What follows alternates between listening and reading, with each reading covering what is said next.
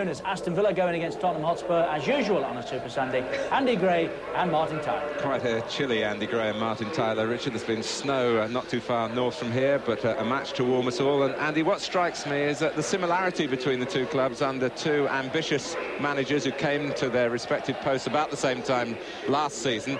And they've really done the business from that point of view. Yeah, it's amazing, Martin. Both of them decided that they had to make changes, that they were going to bring new personnel in, they were going to shape teams their way.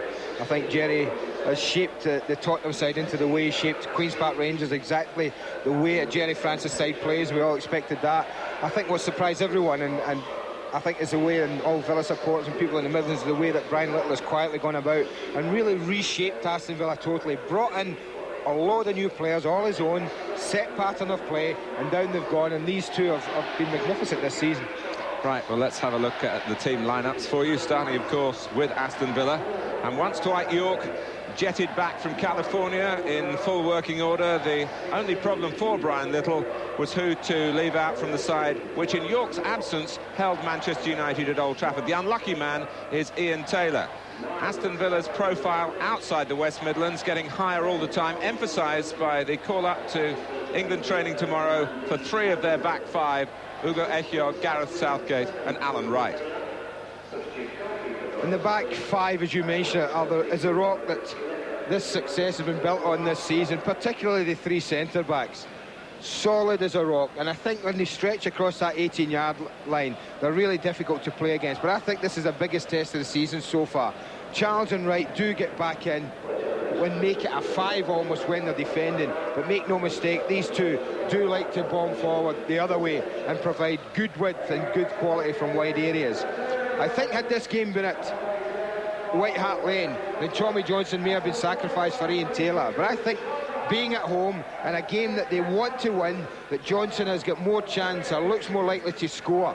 Andy Townsend, I think, will just play in this little hole here, provide the security they need. Draper, we know, will get forward. I think Milosevic has got to put a little bit more movement into his game. Yorke is one who'll move all over the pitch. He'll run down the channels, he'll run in behind, he'll come short and face it up, but he needs a little bit more help from Savo Milosevic. But it's no surprise to me to see Yorke back in the side.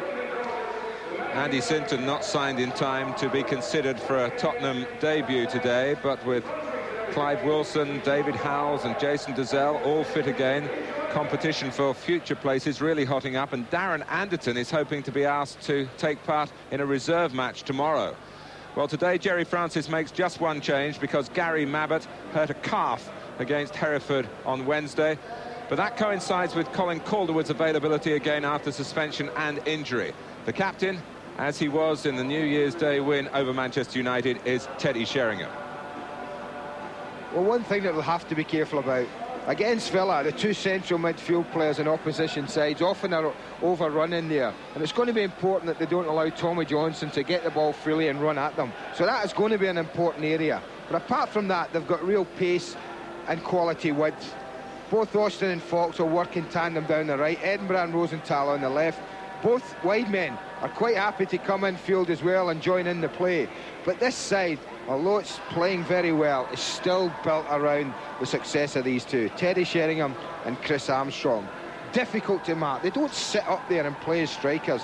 Sheringham so often will drop off play into areas where you think he can't harm you, suddenly he will. Armstrong's all about movement, particularly down this, well, inside right, outside right channel. He does like to try and get down there. It is his favourite side, and it's that type of movement that might trouble Aston Villa at the back. Andy, you mentioned earlier that Brian Little had brought a lot of players in. Jerry Francis hasn't done that. Andy Sinton now arrived. Chris Armstrong was a signing, and of course Rule Fox was prized away from Newcastle. Well, Richard mentioned the fact that I think it's maybe a deadly trio there, rather than a deadly duo, and I think when you look at these goals, Martin, since his signing, balls played up, Sheringham slick on, Fox involved.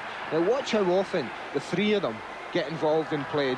Both these goals against Coventry, but look at the way Fox is twisted on. Who'd you pick out? Armstrong. Who joins up? Sheringham. And I think the front two enjoy this supply line. So often we see Sheringham, as he is in this picture, back in the defensive area. And what they have now is an ability for Fox to break quickly and join Armstrong and do what they're doing here. Suddenly now, instead of Chris Armstrong trying to hold it up and wait for people, Fox is with him in a flash, and then the others can go and join in. Another